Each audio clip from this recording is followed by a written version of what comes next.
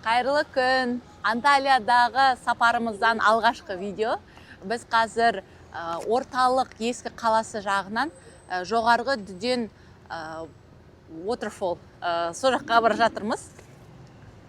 Менің артымда біз қазір теміршілер отаны үйі деген жерден автобусқа отырмақшымыз. Маған таңғалдырғаны 1939 жылдан бері осы жерде теміршілер өз бұйымдарын жасайды екен. Мен сіздерге бір жерді көрсетейін. Әлі күнге шейін олар жасайды. Жүріңіздер. Балалар біздің артымыздан жүріңдер.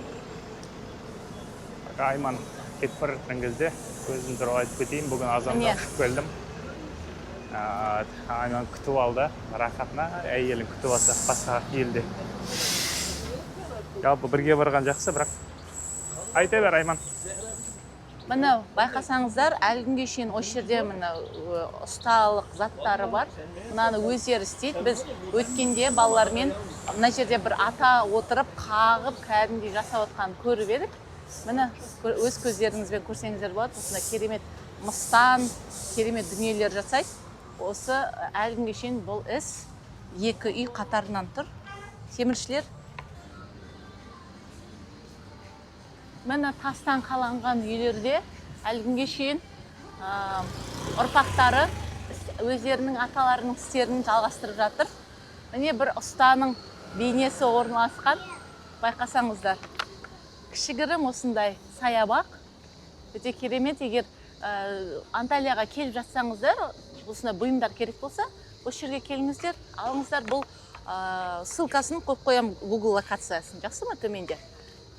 Міне ұсталарын.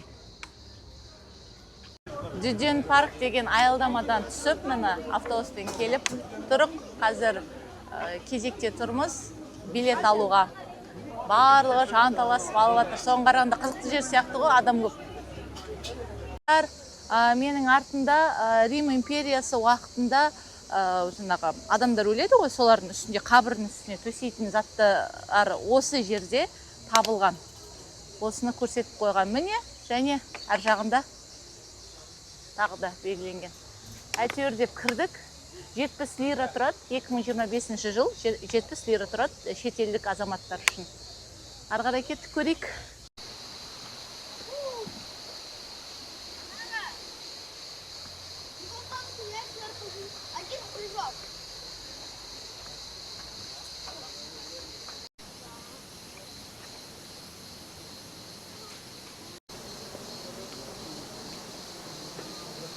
Ой, Анар, байқа, өзің сашты ма?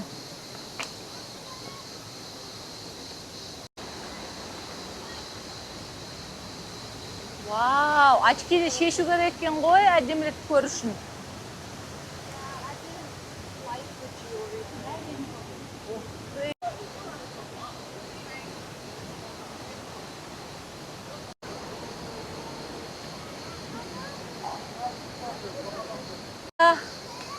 Бұрында осы жердің барлығы теңіздің астында болған ғой, қараңыздар, мысалы. Қазір Коралловый рифтардың ішінде жүрген сияқты болып, тастарға қарасаң, солай елестетсең. Осы тесіктерде бір балықтар, акулалар тығылып жүрді ғой. Қазір бұл тесіктерде не бар? Жарғанаттар бар. Несін жасап қойған. Жарғанаттар бар екен, шынымен де азат келмінді, жарғанаттар көреміз.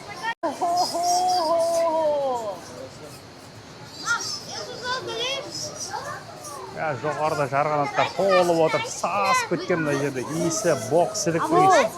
Олар мына жерге тұшады, сиеді. Мыши пьют кровь. Один из фактов. Если мы вот туда залезем, далеко наверх, к летучим мышам, они еще в темноте только бывает. У них глаза видят в темноте, но не видят солнце. Вот, например, здесь. Они сейчас в темноте сидят, если туда поднимешься, они выпьют твою кровь. Биыл 2025 жылы Турцияда біз үшін өте қатты қымбаттап кетті.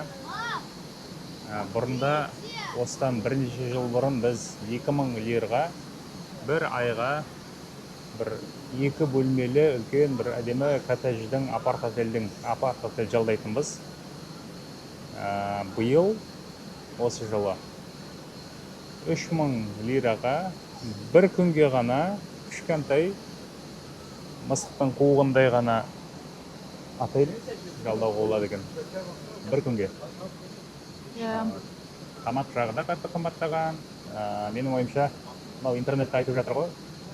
Турция туристік жаңағы бағыт ретінде біздің елдің азаматтарына уже қызық емес деген сияқты тақырыптар көтеріліп жатыр ғой. Соны түсінбей сияқты неге екенін. Басты себептерінің бірі ол қымбаттап кетуі. Сосын айта кететін жайт, енді біз бұрында 3 жыл қатарынан келіп отырғанда октябрь, ноябрь, декабрь сол уақытта келіп отырдық. Биыл біз енді сезонның қайнап тұрған кезінде келдік. Ол да өз әсерін тигізетін шығар. Сол? Красота, значит. Соны айтам. Ни вчера, ни позавчера мы не ходили. Иә. Ни позавчера. Не болды? Не?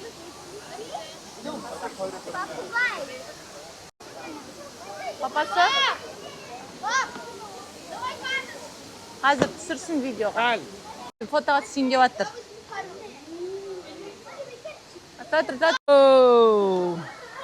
Мен те...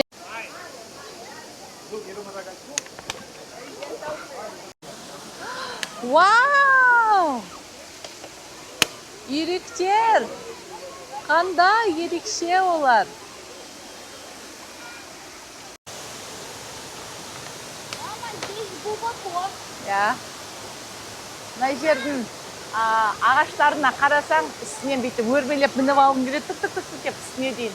Ана жақта не бар, пещера бар, солған қазір көтерілеміз, бұйырсам. Осы жерден көрініс басқаша екен. Не екен білмеймін, анау ағаштарға мініп алғың келіп тұр. Лианаларға.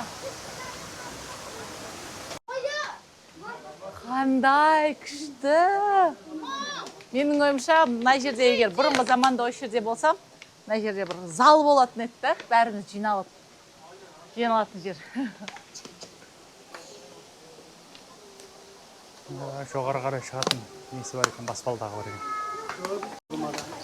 Ондай үңгірлері бар екен. Осылай жартылай бө деген әрі қоп кереу керек. Ол өзімен өзі пайда болған нәрсе ме екен, Ол ойнаған ба әлде табиғат осылай пайда болған ба? Ол өзімен өзі пайда болған нәрсе ме екен, әлде алдымызда су тамшылап тұр. Адамдар сескенді екен. Жүр, қызық. Байқаңдар.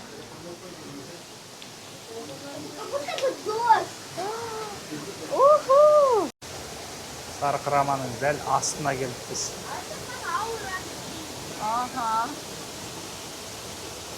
Байқа.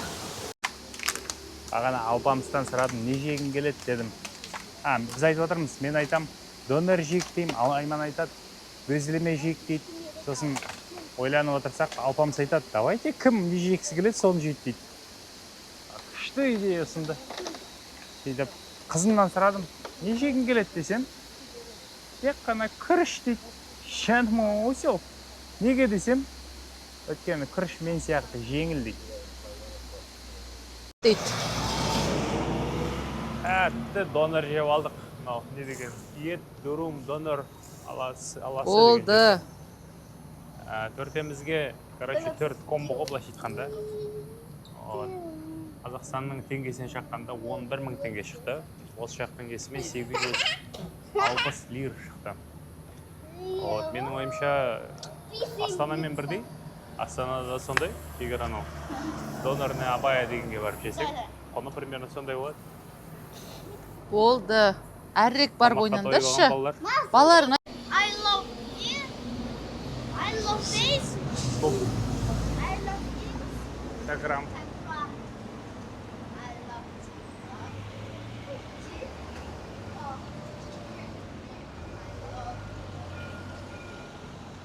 Әке-шешемізбен келіп отырған едік. Мам, түсейте на пляж. Барып жатырмыз. Я хочу как папа. Ана. Ой, спасибо. Сережка, есть. Возьми. Уехала. Бери. Лимона? Клубника? Опала. Опала. Есть, есть. Бери. Мороженое есть. Ой, ой, ой. Ой, мороженое. Ой, мороженое. Ой. Ой, мороженое.